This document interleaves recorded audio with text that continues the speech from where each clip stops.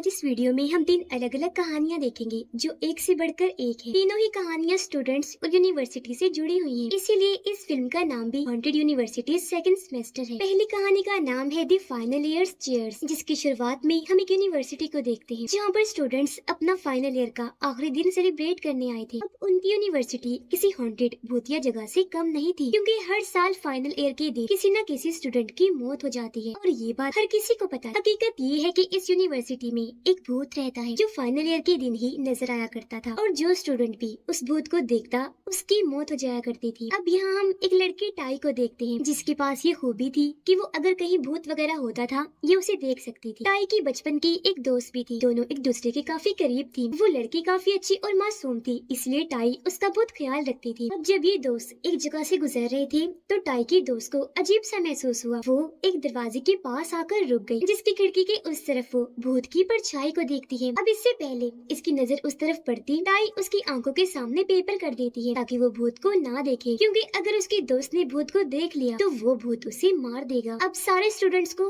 Hall में जमा किया गया, क्योंकि फाइनल ईयर के दिन कुछ स्टूडेंट्स यहाँ कुछ न कुछ गाकर सुनाकर माहौल अच्छा बनाने वाले थे। कुछ स्टूडेंट्स हमेशा की तरह यहाँ नेशनल एंथम यानी कौमी तराना गा रहे थे, लेकिन टाई की दोस्त जो काफी अजीब बर्ताव कर रही थी वो अजीब सा गाना गाने लगती है। असल में ना सिर्फ आज बल्कि पिछले काफी अरसे से ही टाई की दोस्त को भूत दिखाई दे रहे थे, और शायद आज उन्हीं में से किसी भूत ने उसे कंट्रोल किया हुआ था जो वो ऐसे कर रही थी। इसके अलावा वो काफी डरी भी हुई थी, और जाहिर है उसको ऐसे देखकर बाकी स्टूडेंट्स काफी घबरा जाते हैं। ये देखकर टाई उसके पास आई, वो उसे हॉल में से उठाकर अपने साथ बाहर ले आई और समझाती है कि शांत रहो, खुद पर काबू रखने की कोशिश करो, ये क्या कर रही थी तुम। जिस पर उसकी दोस्त जवाब देती है कि मुझे नहीं पता मेरे साथ क्या हो रहा है, ये पिछले काफी वक्त से है, मैं इन सब की वजह से बहुत तंग आ गई हूँ, अपने घर जाना चाहती हूँ। अंदर सभी स्टूडेंट्स पर टाई की दोस्त की अजीब हरकतों का असर हो गया। वो उसी के बारे में ही बात करने लगी। हर कोई कह रहा था कि वो इस तरह का बर्ताव इसलिए कर रही है क्योंकि उसे वो भूत दिखाई दे रहा है और आज वो भूत उसे मार देगा। ये बातें सुनकर टाई को बहुत बुरा लगा और सबकी सोच वो गलत साबित करना चाहती थी, इसीलिए अपनी दोस्त को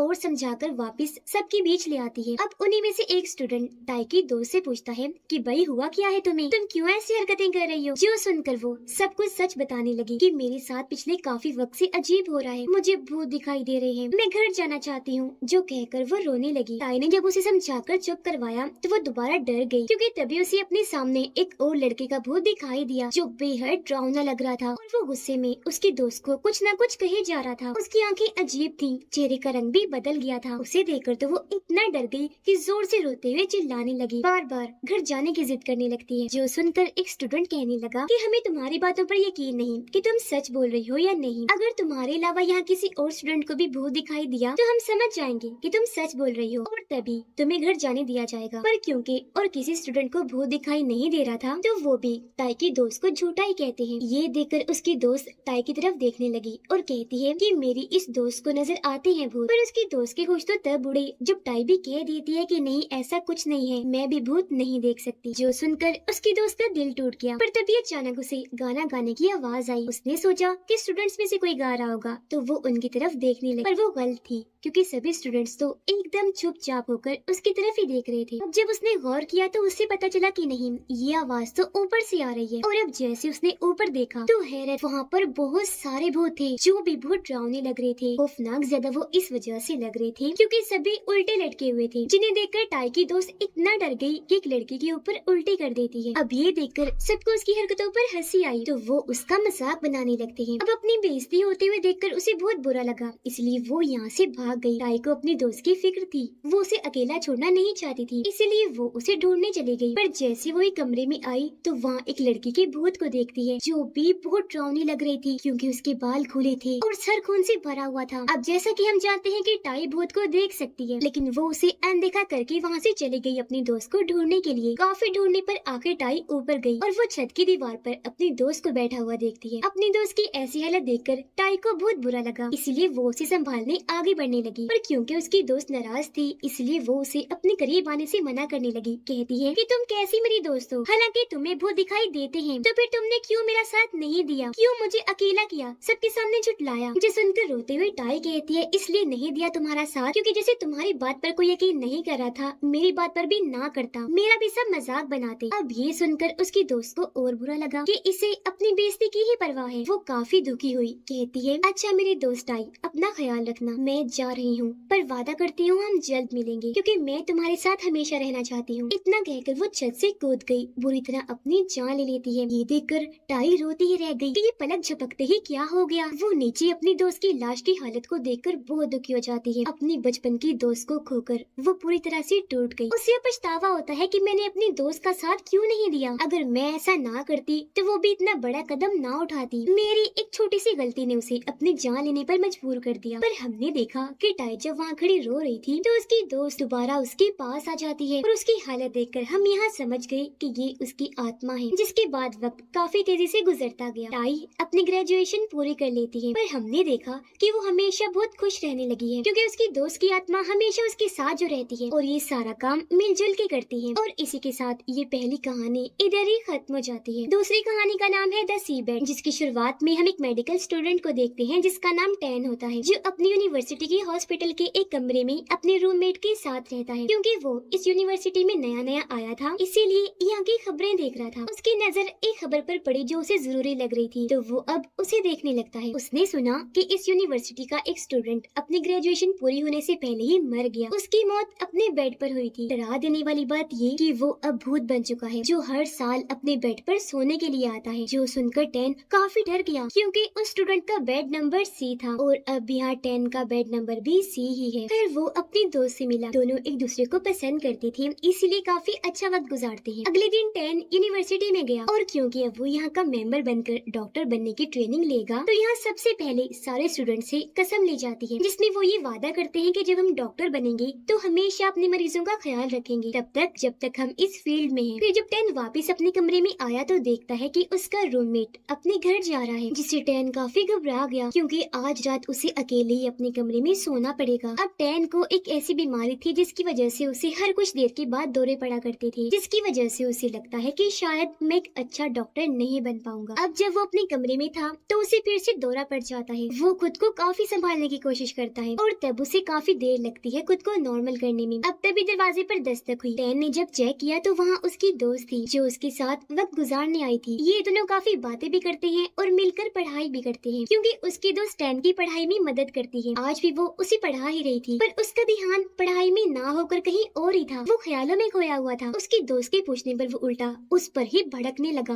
काफी गुस्सा करता है और एक ही सांस में उसे कई सारी बातें सुना देता है जो सुनकर उसकी दोस्त को बहुत बुरा लगा। वो रोते हुए कहती है कि टैन आखिर तुम्हें हो क्या गया है, तुम क्यों मेरे साथ ऐसा बर्ताव कर रही हो। उसे रोता हुआ देखकर टैन को अपनी गलती का एहसास हुआ। वो उसे चुप करवा के माफी मांगता है और कहता है कि अब चलो सोते हैं, रात काफी हो गई है। आधी रात को जब ये सो रही थी तो टैन के कमरे की लाइट अपने आप ही जलना बुझना शुरू हो जाती है, जिस वजह से टैन की आंख खुल गई। जाकर उसने देखा कि मेरी दोस्त तो यहाँ पर है ही नहीं, इसलिए ये उसे हर जगह ढूंढने लगा। वो नीचे वाले फ्लोर पर भी गया लेकिन वो कहीं भी नहीं थी। वापिस आने के बाद टैन ने देखा कि फ्रिज का दरवाजा खुला हुआ है और अंदर से एक बोतल निकलकर सामने पड़ी है जो अपने आप ही हिलजुल रही है। अब ये देखकर टैन पहले तो घबरा गया लेकिन फिर सोचता है कि ये जरूर मेरी दोस्त की शरारत है। पर जब वो फ्रिज के पास गया तो उसे एहसास हो गया कि नहीं, ये मेरी दोस्त नहीं बल्कि कुछ और ही है, जिस वजह से वो काफी घबरा गया। जैसे कमरे में आया तो उसे अजीब सा महसूस होने लगा। वो अपने कपड़े पैक करने लगता है। अब जब उसने बेड के नीचे देखा तो वहाँ एक बैज पड़ा था। चेक करने पर पता चला कि उसी मरे हुए स्टूडेंट का बैज है, जिससे वो समझ गया कि ये सब कुछ उस स्टूडेंट की आत्मा कर रही है। इसलिए वो अपना सामान लेकर यहाँ से जाने लगा लेकिन तभी उसे फिर से दौरा पड़ जाता है। उसका पूरा जिस्म अजीब तरह से हिलकर मुड़ने लगा, जिस वजह से उसे बहुत तकलीफ हुई जो बर्दाश्त से बाहर थी।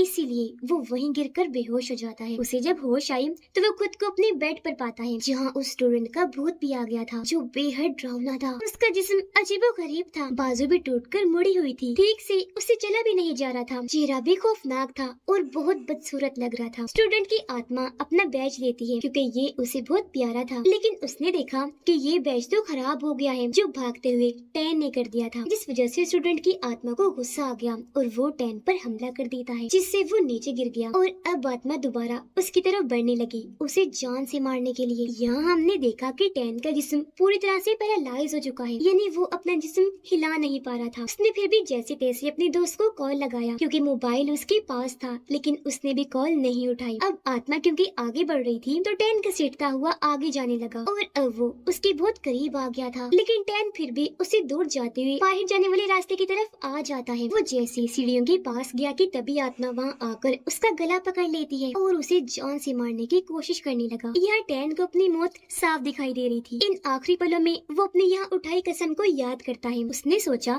कि यहाँ जितने भी स्टूडेंट्स आए थे उन्होंने किसी को भी ना मारने की कसम भी ली थी। तो टैन को आइडिया आया कि वो ये चीज याद दिलाकर इससे अपनी जान बचा लेता हूँ। वो उस आत्मा को कहता है कि तुमने कसम खाई थी कि तुम किसी को भी नहीं मारोगे, तो मेरी जान भी छोड़ दो। क्योंकि टैन को पूरा यकीन था कि इसने भी ये कसम कभी न कभी तो खाई ही होगी। जहाँ सच में उसका प्लान काम कर जाता है। अगले ही पल आत्मा ने उसका गला छोड़ दिया, जिस चीज का फायदा उठाकर टैन घसीटता हुआ वहाँ से बाहर आ जाता है। वो सबसे पहले अपनी दोस्त को कॉल मिलाता है और उसे बात करके कहने लगा कि आज मैं तुमसे अपने दिल की बात करना चाहता हूँ। मैं तुमसे बहुत प्यार करता हूँ और आज मैंने जो बर्ताव तुम्हारे साथ किया उसके लिए भी माफी चाहता हूँ। अब ये सारी बातें वो भूत भी सुन रहा था। उसे एहसास हुआ कि मैं गलत कह रहा हूँ, मुझे भी सबके साथ प्यार से रहना चाहिए। इसीलिए अगले ही पल उसकी आत्मा वहाँ से गायब हो गई, जो अब कभी दोबारा यहाँ नहीं आएगी। और इसी के साथ ये कहानी इधर ही खत्म हो गई। तीसरी और आखिरी कहानी की शुरुआत में हम एक लड़की को देखते हैं जो एक छोटी सी गली से गुजर रही थी, जहाँ की छत भी थी। वो जैसे ही आगे बढ़ी उसे अपने सामने फूल पड़ा हुआ दिखता है। ये जैसे उसे उठाने लगी, कोई ऊपर से एकदम से आकर उस फूल को उससे पहले उठा लेता है। ये देखकर वो लड़की काफी डर गई, क्योंकि इस तरह की चीज उसने पहली बार देखी थी, जिस पर यकीन करना जाहिर है मुश्किल था। इससे पहले वो कुछ समझ पाती, ऊपर से एक उल्टी लटकी हुई औरत आ जाती है जो बहुत सजी हुई थी, क्योंकि वो दुल्हन थी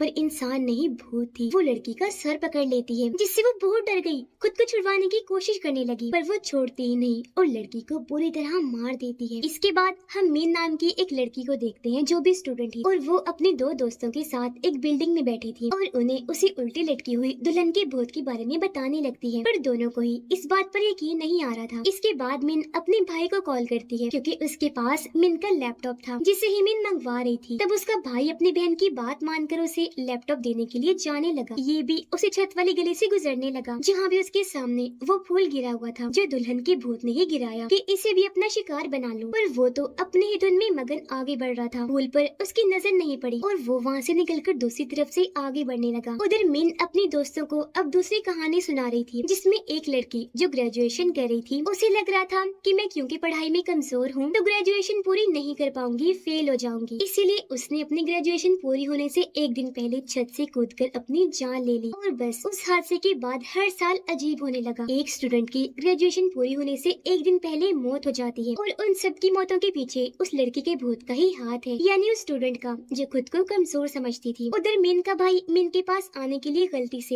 एक खाली पड़ी बिल्डिंग में चला जाता है, जहाँ तभी वो एक पिल्स यानी दवाई की गोलियों वाली बोतल से टकरा जाता है। वो ये पिल्स वाली बोतल लेकर यहाँ से जा ही रहा था कि तभी उसे किसी की आहट महसूस हुई। उसने जब देखा तो एक दरवाजा खुल गया था, जिसके पीछे से एक औरत का हाथ निकलकर बाहर आया और वो मिन के भाई के सामने अपना हाथ कर देती है, क्योंकि ये पिल्स उसकी थी जो वो लुटाने का कह रही थी। असल में ये औरत भी भूत ही थी। अगर कोई इंसान इस पिल्स की बोतल को छू लेता था तो वो तब तक उसका पीछा नहीं छोड़ती थी जब तक अपनी पिल्स की बोतल वापस नहीं ले लेती। अब मिन के भाई को जरा अंदाजा नहीं था कि ये औरत भूत है। वो पिल्स उसे देने लगा, जहाँ तभी अचानक उसके सामने एक लड़की का भूत आ जाता है जो बहुत अजीब लग रही थी, और ये भूत और किसी का नहीं बल्कि उसी ग्रेजुएशन वाली लड़की का था। अब उसकी हालत देखकर मिन का भाई फैसला करता है कि मैं पिल्स इसे दे देता हूँ, पर पता नहीं कैसे उससे वो पिल्स गुम हो गई थी। ठीक इसी वक्त मिन का उसके पास मैसेज आया जो कहती है कि तुम गलत बिल्डिंग में आ गए हो, मैं वहाँ नहीं हूँ और जल्दी से वहाँ से निकलो, क्योंकि मिन जानती थी कि वो जहाँ घुस गया है वहाँ बहुत सारे भूत रहते हैं। वो खुद भी उसे मिलने के लिए आ जाती है। अब उसके भाई को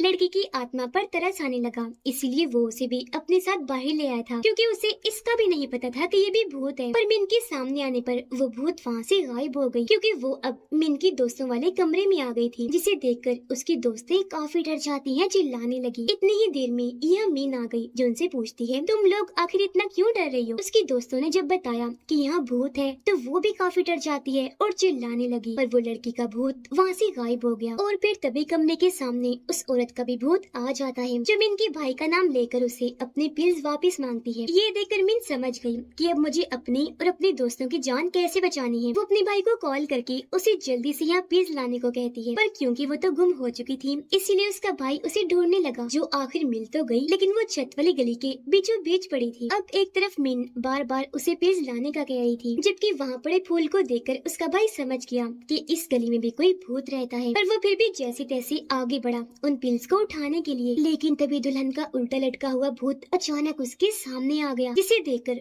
वो काफी डर गया, लेकिन फिर नॉर्मल होने के बाद आगे बढ़ा ताकि पिल्स ले सके। पर वो भूत उसके बालों को पकड़ लेती है क्योंकि उसके लंबे लंबे नोकदार नाखून थे, जो देखने से लग रहा था कि वो अब इसे यहाँ से पिल्स लेकर जाने ही नहीं देगी। पर उसके भाई को पता था कि मुझे अपनी बहन को बचाना है, जिसके लिए मुझे कुछ ना कुछ तो करना पड़ेगा। वो खुद को छुड़वाकर किसी तरह अपनी बाइक लेकर आता है और सर पर उसने हेलमेट पहन लिया था ताकि जब मैं यहाँ से गुजरने लगूं और दुल्हन का भूत मेरा सर पकड़ने लगे तो उसके हाथ में हेलमेट आ जाए, तब तक मैं यहाँ से पिल्स लेकर चला जाऊंगा। वो अब हेलमेट पहनकर अपनी बाइक पर बैठकर तेजी से आगे बढ़ने लगा, जहाँ एक बार फिर दुल्हन का भूत उसे पकड़ने आया, लेकिन उसकी सोच के मुताबिक वो सिर्फ उसका हेलमेट ही पकड़ पाती है, जिस चीज का फायदा उठाकर मीन का भाई उन पिल्स को लेकर यहाँ से निकल गया। वो फौरन आकर पिल्स को औरत के भूत की तरफ फेंकता है, जिसे लेकर अब वो आखिर यहाँ से गायब हो गई। ये उसे जाता हुआ देखकर खुश हो ही रहे थे कि तभी अचानक यहाँ ग्रेजुएशन वाला भूत आकर उन पर हमला कर देता है। अब इस भूत से कैसे निपटा जाए, इसके लिए मीन का भाई फिर अपना दिमाग लगाता है। वो उसे कहता है, मुबारक हो, आपकी ग्रेजुएशन आज पूरी हो गई है। जो कहकर मीन का भाई उसे कहता है कि चलो मैं आपकी तस्वीर बनाता हूँ, क्योंकि आपके पीछे बहुत सारे स्टूडेंट्स खड़े हैं। वो उसे अपनी बातों में उलझाने की बस कोशिश करता है, पर यहाँ सच में उसका प्लान कामयाब हो गया। लड़की के भूत को लगने लगा कि हाँ सच में आज मेरी ग्रेजुएशन पूरी हो गई है, और अब वो खुशी खुशी